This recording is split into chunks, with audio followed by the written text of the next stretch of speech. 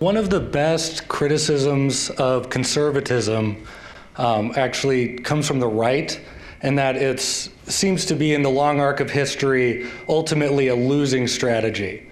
It seems that, since the American Revolution and to some degree the French Revolution, slowly we've been moving leftward, particularly in the West, the United States and the Western countries.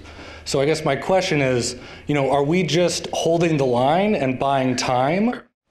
That's a very good question. And to the degree that conservatism is defined operationally as a defense of the status quo or an effort to restore some kind of a lost past, those types of conservatism, I think, are in fact vulnerable to the trends that you describe. But there's a different kind of conservatism that says that what we are conserving is the principles of the American Revolution. In other words, we're conserving a revolutionary tradition. And we are actually, far from being opposed to change, we want massive change in the direction of restoring those principles which have been eroded. Now, the reason I think Trump is significant here is he's pointing to two fatal weaknesses in the Republican Party. The first is the Republican Party ignores the big megaphones of our culture, academia, the media, and Hollywood, which are now essentially owned almost by the left. It's very difficult to fight when that's the case, because that's the way many Americans get their information. So now Trump understands the importance of fighting in the cultural sphere and the political sphere.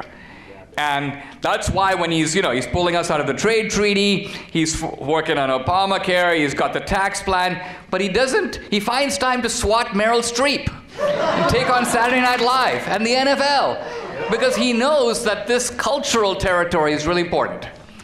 The other thing about Trump is that he's a fighter. Just contrast Trump and Romney, right? It's basically like comparing Mike Tyson to an invertebrate, right? Now Romney was caricatured, admittedly, 4 years ago as a rich guy. He's not that rich. But still, poor Romney was like impaled on the wall. I'm not rich. Trump has a lot more money than Romney, but you can never accuse Trump of being rich, because if you do, he tells you he's even richer than you think. It doesn't work. You can try it. So Trump is, Reagan was above the fray, Trump is totally in the fray. And so even though at times I have reservations about Trump, but I'm not one of these guys who's like, Romney, let's take away Trump's Twitter. And do what? Give it to you? What would you do with it? So for these reasons, I think that Trump has a good instinct about where we are in politics, and we'll see what comes of it.